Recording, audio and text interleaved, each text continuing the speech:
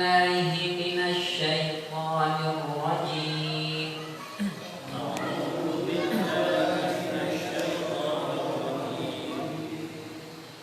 Bismillahirrahmanirrahim.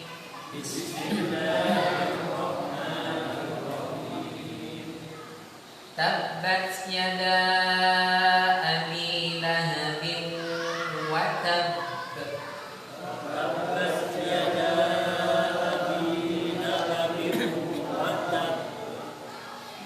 Ma aghna anhu maluhu wa ma kasab.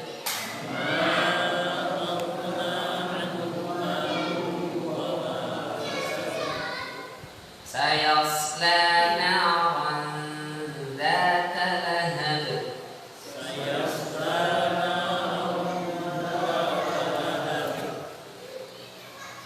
Wa imra'atuhu hammalatal hatab.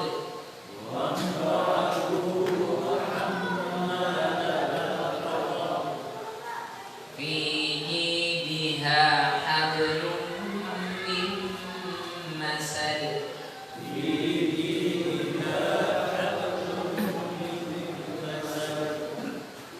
Sadaqallahul azim. Kita kemarin sudah bahas ayat pertama, Tabbat yada abi lahabin wa tab. Sekarang kita masuk ayat kedua.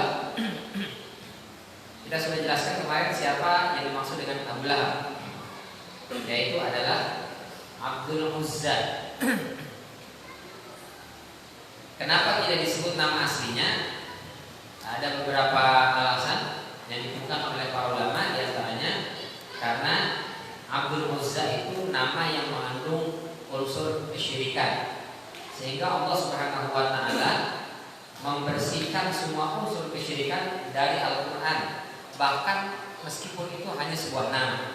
Karena Abdul, hamba, dan Uzza nama salah satu berhala. Hubal, Manat, Lata, dan Uzza yang ada di Ka'bah itu.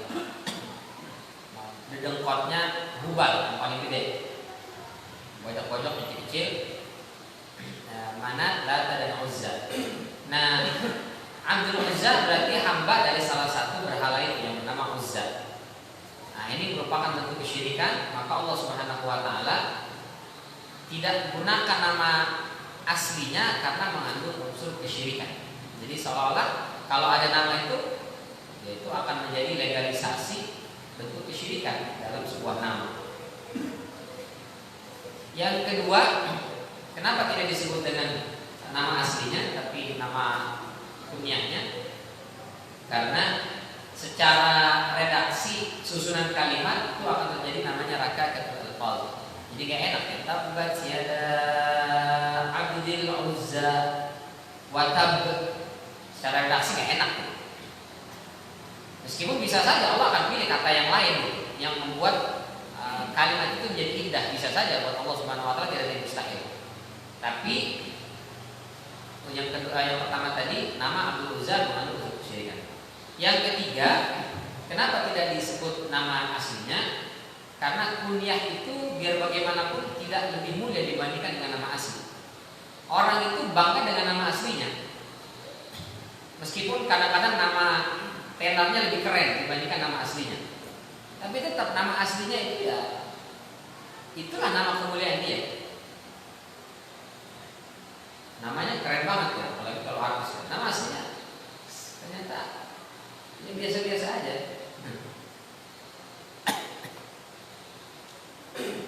Jadi Allah sebut nama kunyahnya berarti untuk menghinakan dia.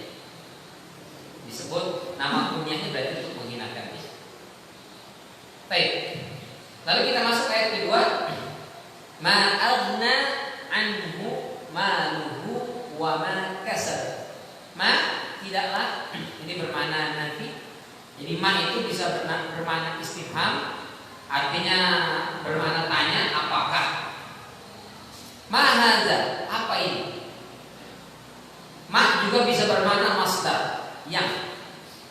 Lillahi ma fis samawati wa ma fil ardh. Kepunyaan Allah segala yang ada di langit dan di bumi. Berarti ma di situ al-mausuliyah. Al-mausul, kata sambung. Ma juga bisa bermakna an-nafiyah. Artinya tidaklah. Ma ana biqari. Saya tidak bisa baca. Saya bukan seorang pembaca. Ma ana bihafizin. Saya bukanlah seorang hafiz misalnya. Nah, itu ma di situ berarti nafiyah yang bermakna tidak. Ma juga dalam bahasa Arab itu bisa bermakna ini, bermakna kam. Artinya berapa? Ma'raq muhatifika. Bukan apa nomor handphonemu, tapi berapa? Berapa nomor handphonemu?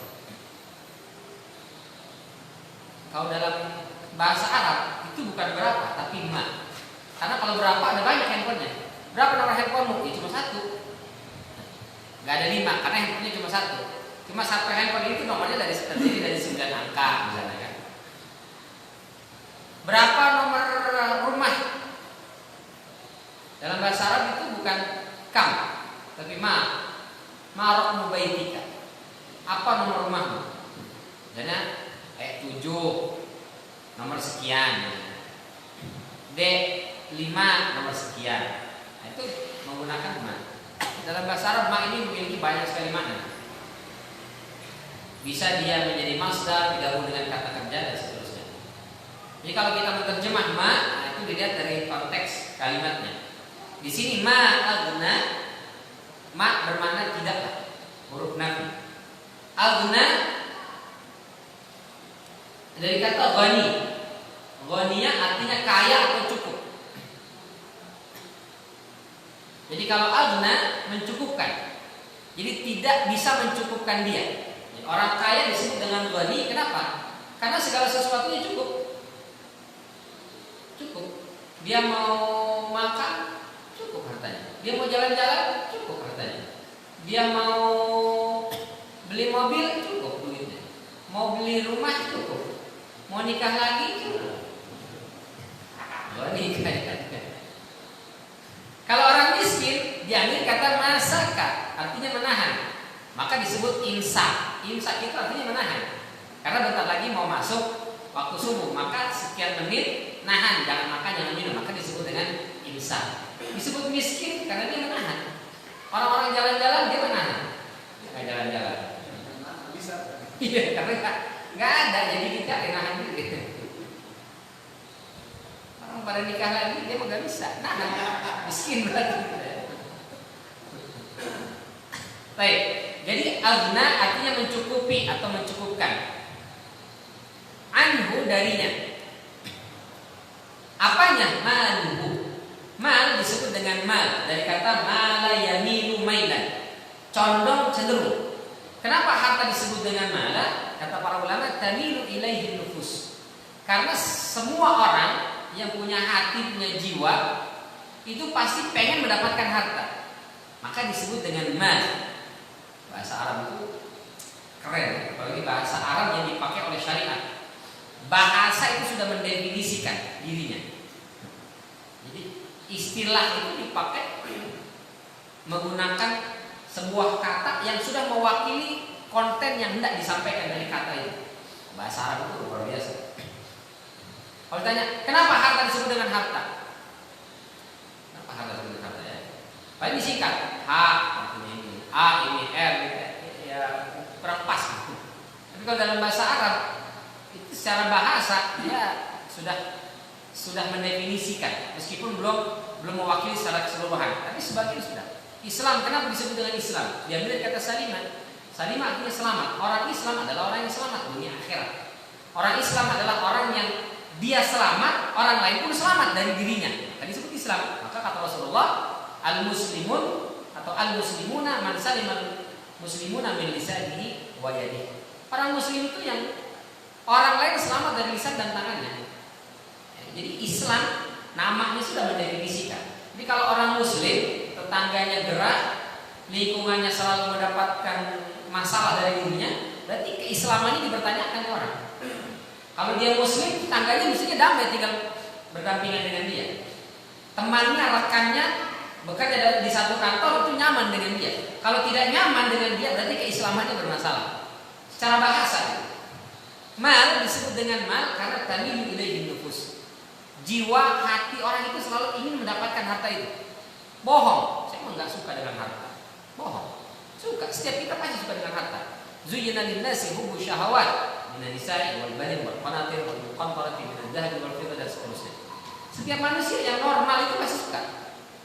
Jadi kalau orang nggak suka dengan harta, berarti sudah keluar dari batasan normal. Dengan normal itu orang. Kalau orang itu normal pasti dia suka. Tinggal berambisi atau tidak. Nah itu masalahnya. Kalau dia berambisi mengejar harta, ini jadi bermasalah. Tapi kalau dia mau mencari harta, itu normal. Justru orang yang nggak mau bekerja, kamu kenapa nggak kerja? Untuk apa? Harta hanya akan menyengsarakan. Nah, ini bahaya. Ini pemalas. Dia mencari dalih untuk membenarkan kemalasannya itu. Nah itu nggak benar. Manusia yang normal, tamilu ilaihi nufus, dia akan pasti suka dengan namanya harta. Orang disebut kaya ketika hartanya itu mencukupi semua kebutuhannya. Dia mau beli rumah ada hartanya, dia mau beli ini ada, dia mau beli truk ada. Maka disebut dengan ghani karena hartanya mencukupi semua kebutuhan dirinya. Kata Allah Subhanahu wa taala, ini Abu Lahab ini orang kaya. Di dunia semua yang dia mau tinggal tunjuk. Semua yang dia mau tinggal ambil, tinggal pilih. Tapi kata Allah, harta yang dia banggakan itu tidak akan bisa mencukupi dirinya dari siksa Allah, dari murka Allah, dari neraka Allah Subhanahu wa taala. Artinya apa? Gak bisa dibeli itu neraka. Gak bisa dibayar itu penjaga kubur. Gak bisa. Harta tidak bisa menyelamatkan. Ini kata Allah Subhanahu wa taala untuk Abu Lahab.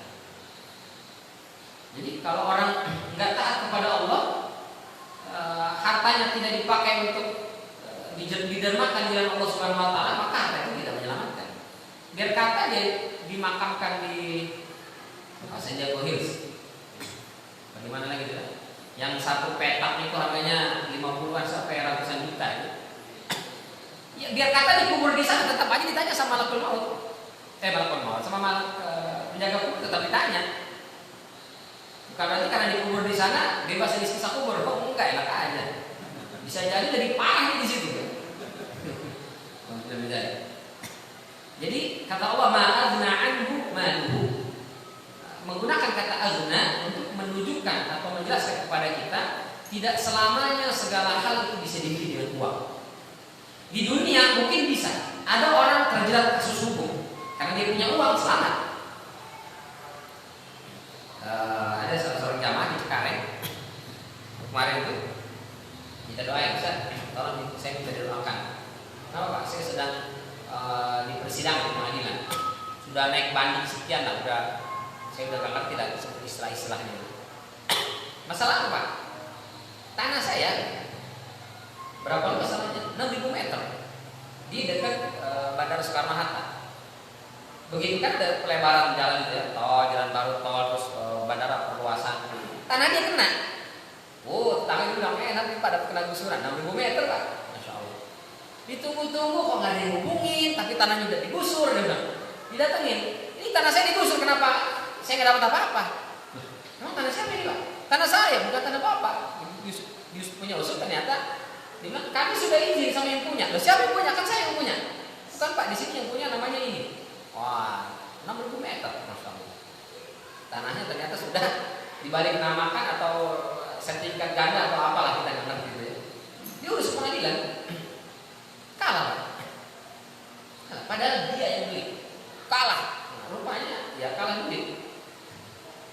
Sampai akhirnya dia naik banding itu sampai ke mahkamah, kalau nggak salah mahkamah agung atau mahkamah tinggi, apa nggak ngerti lah saya namanya itu. Akhirnya didatengin sama oknum itu. Udah Pak, nggak usah terusin, saya bayar aja ya 1 miliar selesai. Enak aja bilang 6.000 meter, cuma 1 miliar enggak. Saya nggak mau dapat uang sama sekali. Saya dapat tanah itu atau tidak sama sekali. Nggak ada, saya mau.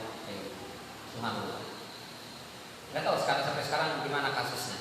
Di dunia ini ternyata mudah sekali untuk bisa dibeli, dibayar. Orang bisa selamat dari jerat hukum. Orang bisa menang dalam pengadilan.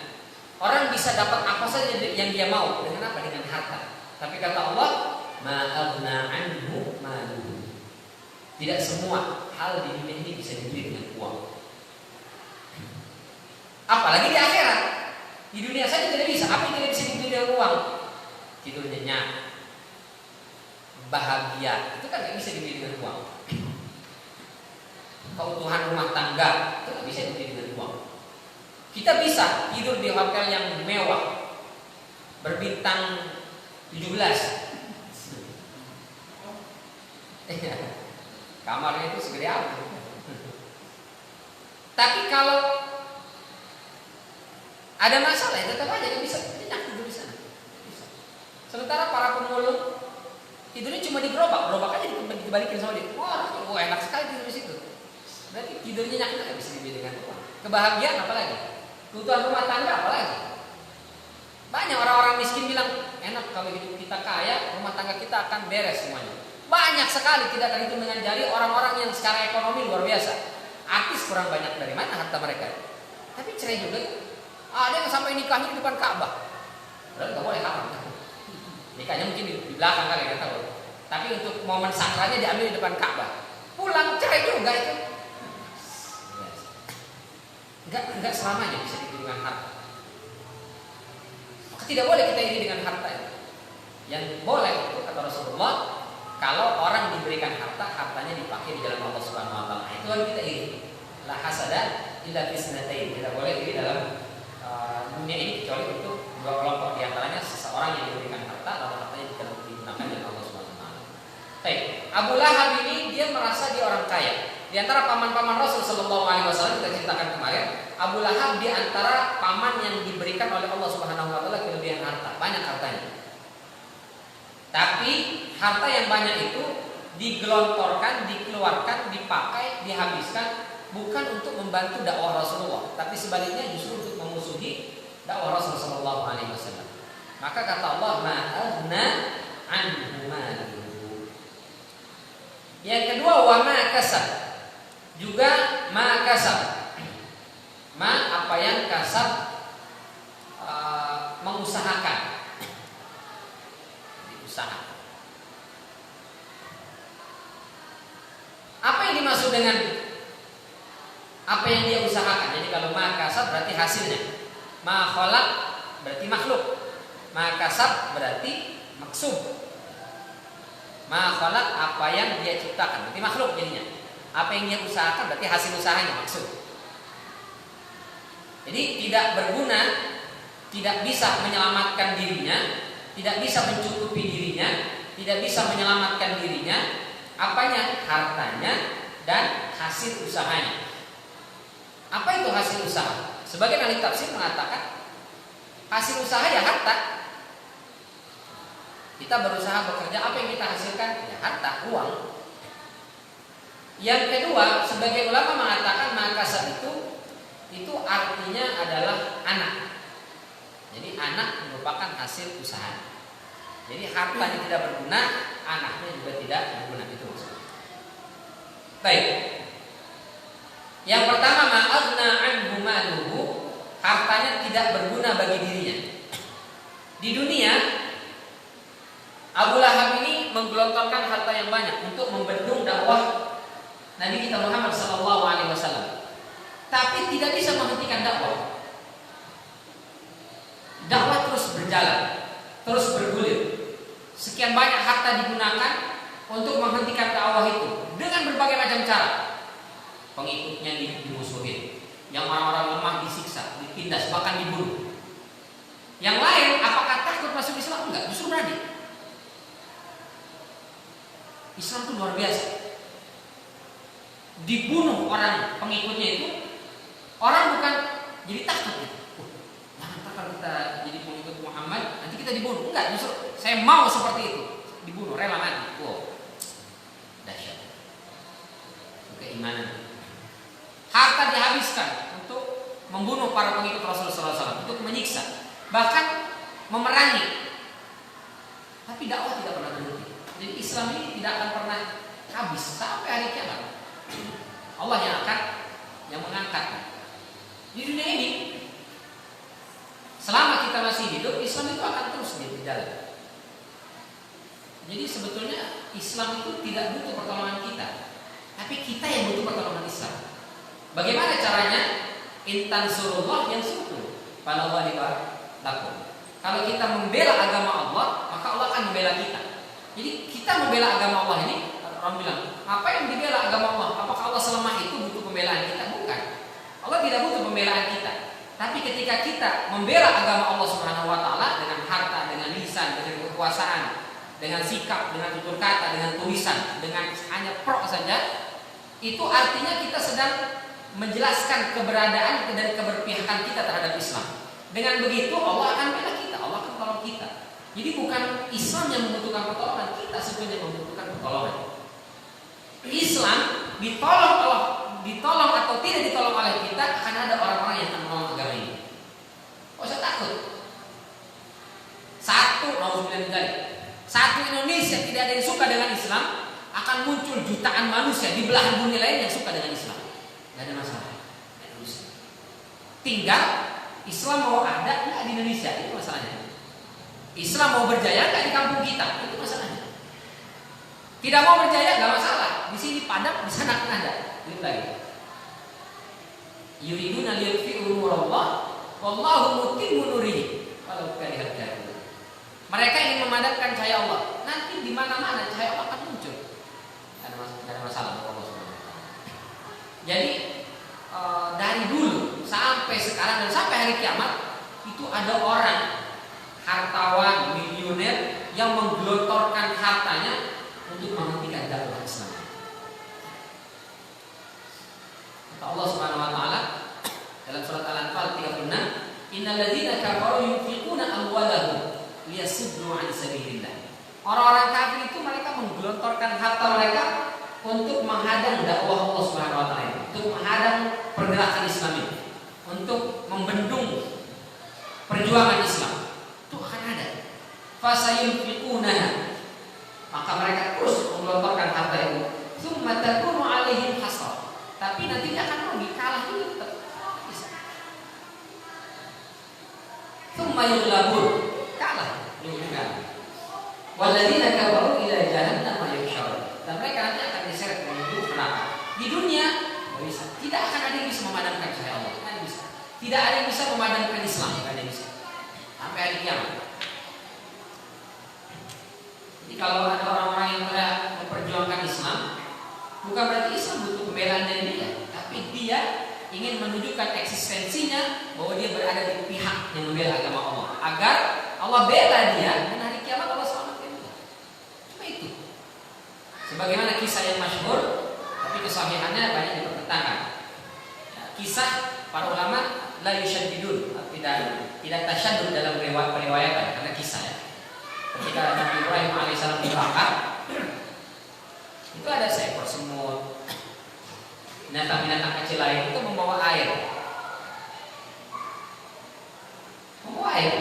untuk memadamkan api yang membunuh. Apinya itu dibuat dari kayu bakar yang ditumpuk sampai sekian meter, 5 meter, 7 meter, seperti bukit, dan dibakar. Apinya luar biasa. Nabi Ibrahim dilempar ke sana karena api yang panas itu, maka dibuat semacam ketapel raksasa namanya manjanya, ikat Nabi Ibrahim badannya, tarik pakai ketapel, dilempar ke api. Datang semut, dia mau memadamkan api itu dengan air. Semut, berapa banyak yang bisa dia bawa air? Orang aja pakai ember begitu bisa memadamkan api itu. Semut. Maka begitu ditertawakan oleh tokek atau cicak, kamu dikira bisa mematikan atau memadamkan api yang sebesar ini? Dia bilang, mungkin air yang saya bawa tidak bisa memadamkan api, tapi minimal ketika besok Allah tanya, kamu hadir waktu terjadi pembakaran Ibrahim, ya, kamu ada di pihak mana? Namrud atau Ibrahim? Ibrahim, apa yang sudah kau lakukan? Saya berusaha untuk memadamkan api ini, ya Allah. Cuma namanya semut, ya saya bawa paling sedikit, kan bisa memadamkan. Jadi tujuannya bukan memadamkan api yang membakar Nabi Ibrahim, tapi menunjukkan eksistensi kita, keberpihakan kita kepada al-haq atau al-batil. Itu saja. Supaya terlihat. Karena orang-orang yang berpihak kepada perkara yang batil, berpihak kepada yang zalim, itu bahaya. Wala tarkanu ilal ladzina zalamu fatamassakum an-nar. Jangan kalian berpihak, jangan kalian pro. Kita enggak melakukan perbuatan itu, tapi pro saja, itu bisa berbahaya. Fatamassakum an-nar, kata Allah. Kalian bisa dilahap api neraka. Kita enggak LGBT. Tapi membela LGBT, tolonglah biarkan mereka kasih kebebasan, hak asasi manusia. Dia bukan manusia. Ya kalau dia suka sesama hombre ya biarin aja, selama dia tidak mengganggu kita. Itu sudah pro dia. Itu kata Allah, fatamassakumun nar. Maka sebagian ahli tafsir mengatakan istrinya Nabi Lut itu bukan lesbian dia. Dia menikah dengan Nabi Lut alaihissalam, punya anak 2 orang putri. Enggak lesbian. Tapi karena dia pro dengan perbuatan yang dilakukan oleh kaum Lut, maka tertimpa azab. Nauzubillah. Nah, jadi orang-orang kafir mereka menggelontorkan hartanya. Jadi istilah atau teori apa? Konspirasi itu bukan cerita dongeng semata, itu ada teman. Terserah percaya atau tidak percaya itu ada. Orang-orang yang menginginkan Islam ini mati, menginginkan Islam ini punah dari bumi pertiwi ini banyak sekali. Dan mereka menggelontorkan harta yang tidak sedikit. Percaya atau tidak percaya itu ada. Al-Quran mengatakan dari zaman dulu itu sudah ada. Orang-orang akan menggelontorkan hartanya. Maka kita umat Islam mestinya juga sama menggelontorkan harta kita untuk membela dakwah ini, untuk membela agama Allah ini. Kita gelontorkan di jalan Allah Subhanahu wa taala. Jangan takut. Orang-orang kafir saja mereka menggelontorkan hartanya untuk mematikan cahaya Allah ini, tidak takut rugi, tidak takut bangkrut. Ini masa kita takut? Masa kita ragu? Masa kita khawatir bangkrut, khawatir rugi, khawatir jatuh miskin? Padahal Allah sudah menjanjikan sekecil apapun harta yang kita keluarkan di jalan Allah, Allah ganti. Fahuwa yukhlifu, kata Allah. Apa ayatnya? Wa ma anfaqtum min syai'in fahuwa yukhlifu. Tidak ada sedikit pun sekecil apapun harta yang kau infakkan di jalan Allah kecuali Allah ganti. Dan gantinya kan man ja'a bil hasanati falahu asyru amsalihha. Satu kebaikan yang kita lakukan minimal 10. 1000 perak yang kita keluarkan minimal Allah gantinya 10.000. Itu minimal. Bahkan dalam Al-Baqarah sampai 700. Kama salihat batin ambatat sab'a sanabil, seperti sebuah biji benih yang menumbuhkan 7 tangkai. Masing-masing tangkainya mi'atu habba, ada 100. Jadi 100 dikali 7 700. 700 kali lipat. Jadi kalau kita pengen punya uang 700.000, infak 1.000 perak, dapat 700.000. Tapi kalau matematika orang kafir begitu. Kalau kita orang Islam enggak ya. Enggak infak 1.000 ditungguin. Mana kata Ustaz 200.000 sampai ke Arab enggak dapat daftar. Yang ada malah bangkrut sebenarnya. Nah itu teorinya orang kafir. Modal sekecil-kecilnya, keuntungan sebesar-besarnya. Akhirnya nipu dia. Terdadak enggak paling ngerti lah maksudnya. Modal sekecil-kecilnya, keuntungan sebesar-besarnya. Nah, ini nipu jadinya. Akhirnya curang, akhirnya zalim. Gimana caranya kalau bisa enggak punya modal tapi untung? Ya enggak mau rugi lah. Padahal kalau kata Bang Iko itu kosan-kosan, orang kaya itu adalah mereka yang memang modalnya sedikit, keuntungannya besar, tapi ada gap. Bukan modal ya, pengeluaran sekecil-kecilnya, pemasukan sebesar-besarnya. Lalu gap ini kemana? Ini adalah kebermanfaatan seluas-luasnya. Itu orang kaya. Jadi hartanya banyak yang memanfaatkan, orang kaya. Kalau hartanya sedikit yang memanfaatkan, kecuali hanya pihak bank, miskin ya. Jadi dimanfaatkan Ustaz harta saya. Siapa yang manfaat? Bank, karena disimpan di bank. Atau misalnya jadi emas, disimpan aja itu emas. Oh sudah banyak sekali, antam tuh nggak terhitung tabungannya. Tapi di masjid nggak ada, di anak yatim nggak ada, di tetangga-tetangga yang kemiskinan kelaparan nggak ada, saudara-saudara kita yang membutuhkan nggak ada. Itu miskin sebenarnya. Dia menjadi budak harta yang kerjanya tiap hari begitu-begitu. Jama'a amalan wa addadahu. Cepat ada sebentar kawai. Itu saya berapa? Aset saya rumah oke. Sana ada. Mau satu ada, mau dua ada gitu aja ada. Kos. Siapa?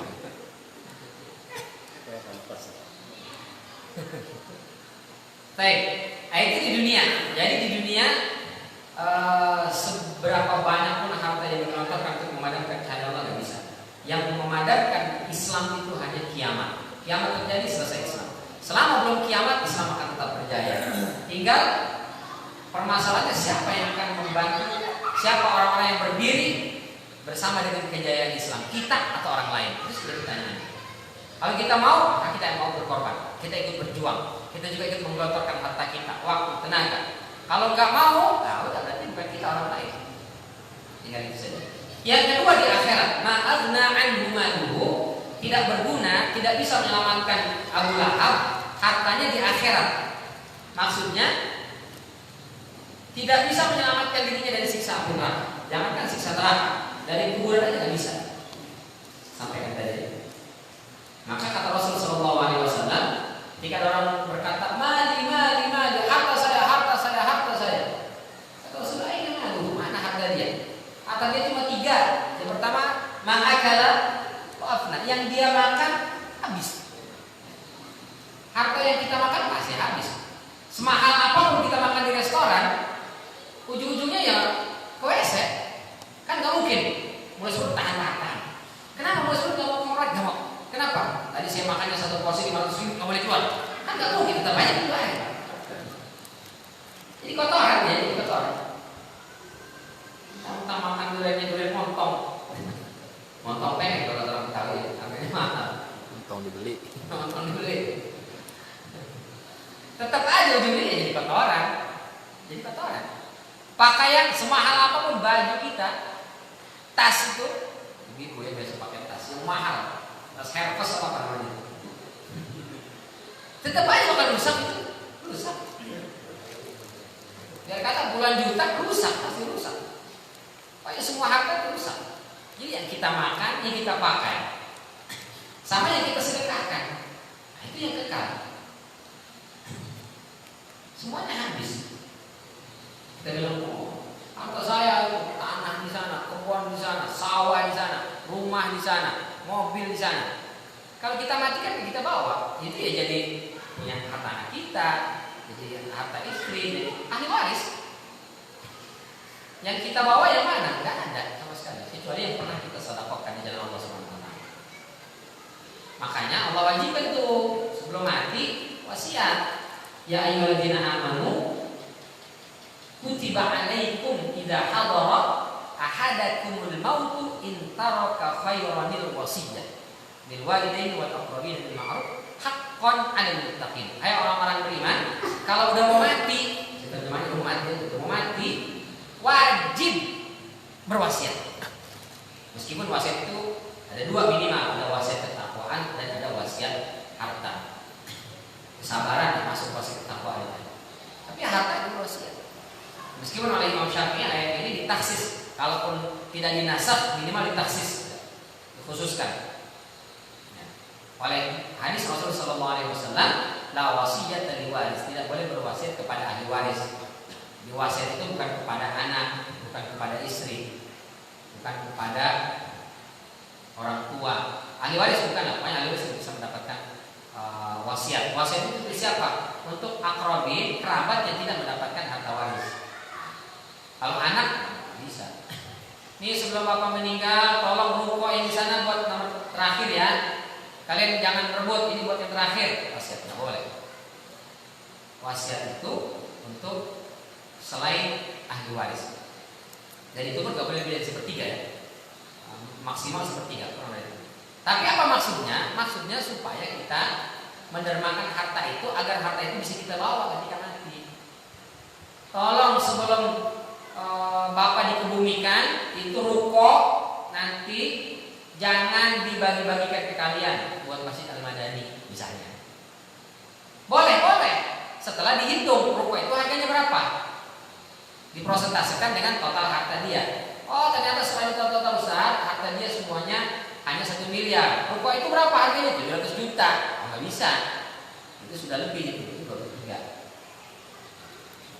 Jadi harta semua yang kita punya itu cuma 3 aja yang kita makan. Yang kita makan berapa banyak? Sepiring, 2 piring paling banyak. Orang nggak ada yang makan sebakul, serapus apapun nggak sebakul. Kita makan itu aja. Yang kita pakai yang makan di badan. Maka kata Rasulullah SAW, orang kalau bangun tidur ada makanan yang dia makan, dia bisa menghirup udara sehat dalam kondisi sehat walafiat. Ada makanan yang bisa dia makan, takut aman nas. Udah jadi orang paling kaya. Bangun tidur ada yang bisa kita makan, badan sehat, udah itu. Udah orang paling kaya. Nggak usah ngoyo-ngoyo banget.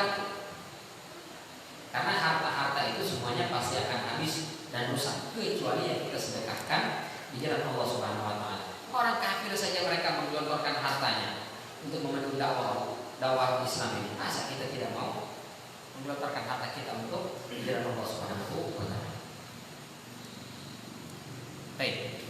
Ini hadisnya riwayat Imam Ahmad, Imam Muslim, juga Ibnu Hibban.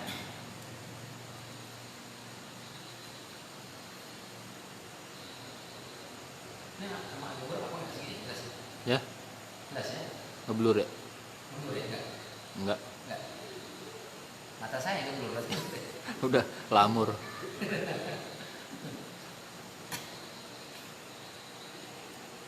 Baik. Yang kedua wama kasab. Jadi ma'adna anhu, tidak berguna buatnya. Pertama maluhu, hartanya. Berarti di dunia dan di akhirat tidak berguna.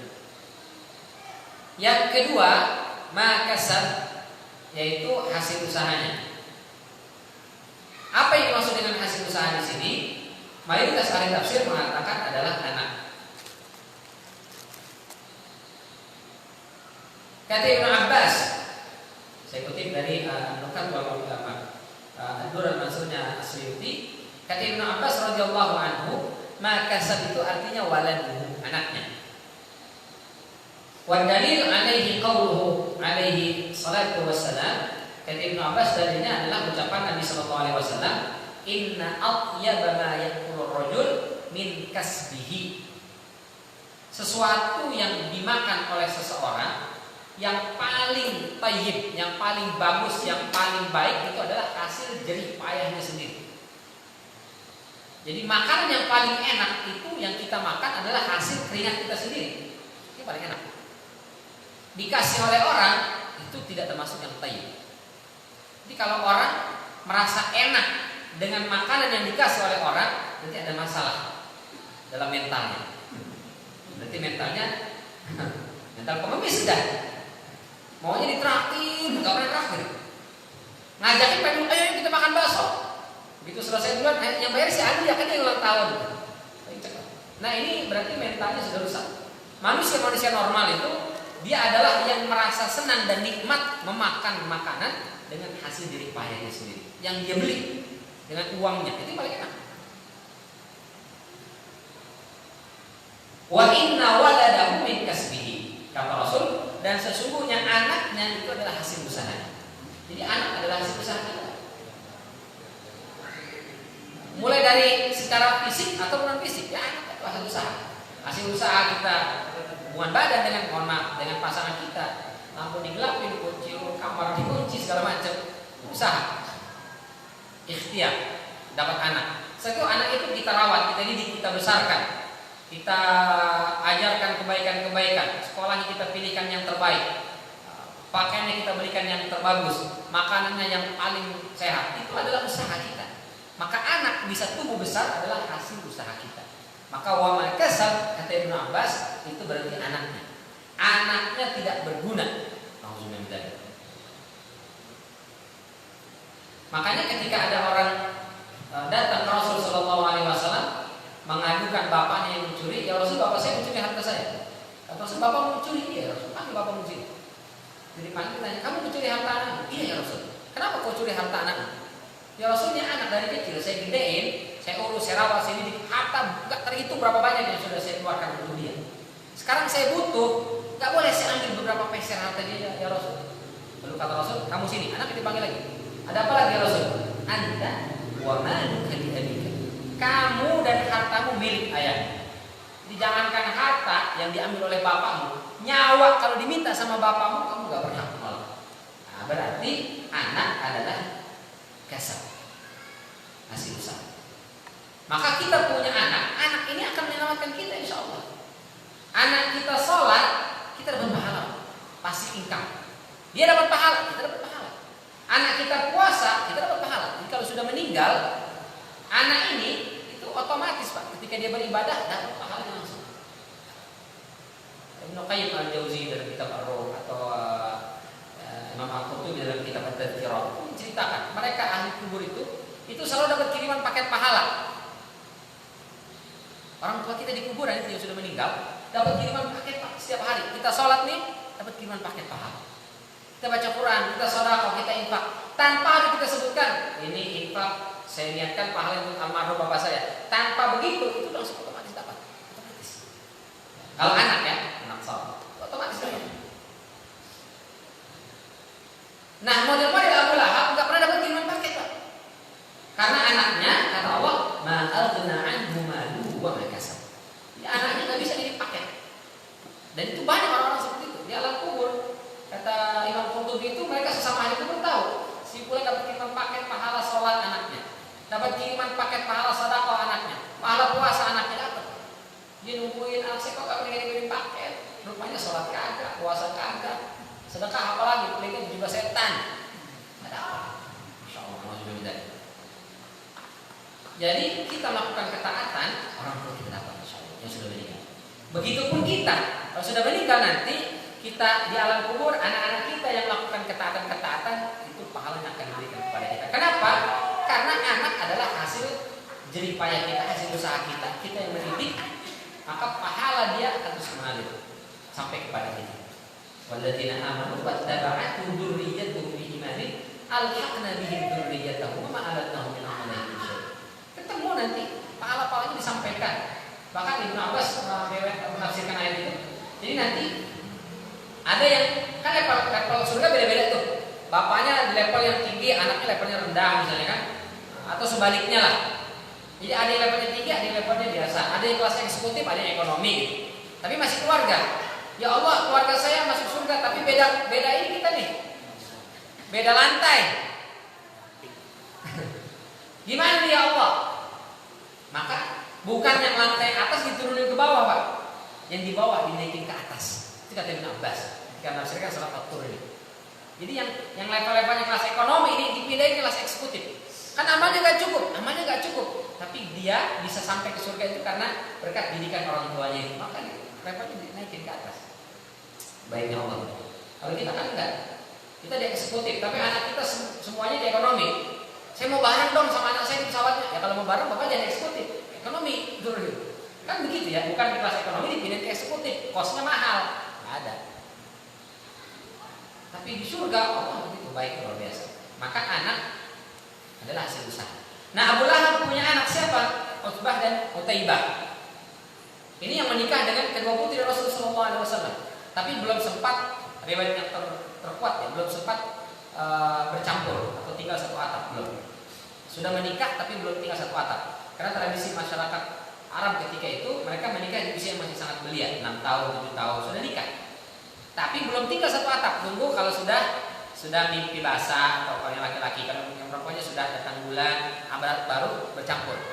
Sebelum itu enggak, tapi sudah dinikahkan. Nah, jadi Utbah menikah dengan Ruqayyah, Utaibah menikah dengan Ummu Kulsum. Ini yang kemudian dinikahi setelah cerai. Begitu turun surat Al-Lahab ini, Ummu Jamil atau Arwah itu istrinya Abu Lahab langsung ngomong sama anaknya, sama Utbah dan Utaibah. Pokoknya mulai detik ini kita bermusuhan dengan Muhammad dan juga Khadijah. Kamu bikin anaknya jadi janda sebelum berhubungan badan. Jadi dibikin janda itu adalah penghinaan.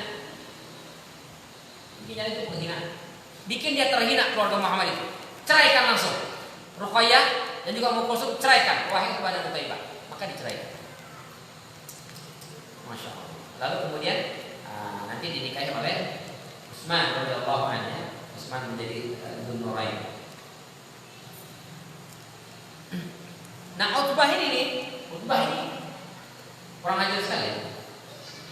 Dalam Nukat wal Uyun Al-Mawardi mengisahkan. Jadi Utbah ini membenci Rasulullah itu 11-12 dengan bapaknya. Bapaknya jahat, ini jadi penjahat. Ya. Ketika turun wan najmi idza hawa, dia datang ke Rasulullah. Kapan tuh bin najmi idza hawa? Saya kafir terhadap an-najmi idza hawa itu. Wa billazi dana fatadalla. Saya kafir. Ya, terlepas tafsirnya apa itu Allah ataukah dia malaikat Jibril, terlepas dari itu, pokoknya dia kafir kepada itu. Setelah itu wa tathala fi wajhi Rasulillah sallallahu alaihi wasallam. Dia meludahi wajah Rasulullah sallallahu alaihi wasallam. Padahal beliau ini adalah mertuanya. Ya Allah. Ketika dia mau pergi ke Syam, ke Yordania atau Palestina, dia meludahi wajah Rasulullah sallallahu alaihi wasallam. Maka apa kata Rasulullah? Allahumma sallit alaihi kalban min kilalika fa akalahu asad. Ya Allah, bikin nih orang diterkam serigala atau anjing atau apalah. Maka betul, begitu dia melakukan perjalanan menuju ke Syam itu, di tengah perjalanan dicegat oleh al-asad. Serigala, singa apa serigala? Asad. Singa. Di singa padang pasir terkam mati. Baik. Jadi Allah Subhanahu wa taala tegaskan bahwa Abu Lahab dan orang-orang semisalnya yang mereka memusuhi Islam dan juga dakwah Rasul sallallahu alaihi wasallam, maka dia akan berakhir tragis di dunia. Semua hartanya, anak keturunannya tidak bisa menyelamatkannya, dan dia berkiamat juga demikian. Allah akan sengsarakan, Allah akan masukkan dia ke dalam neraka Allah Subhanahu wa taala. Alhamdulillah. Semoga Allah selamatkan kita dari hal-hal tersebut. Allah jadikan kita sebagai orang-orang yang selalu berjuang bersama dengan orang-orang yang berjuang di jalan Allah Subhanahu wa taala. Hingga kita diwafatkan dalam kondisi yang husnul khatimah dan kita dibangkitkan pada yaumul kiamah bersama dengan para syuhada dan juga orang-orang yang berjuang di jalan Allah Subhanahu wa taala. Amin amin ya rabbal alamin. Terima kasih atas segala perhatian. Mohon maaf apabila ada kekeliruan dan kekurangan.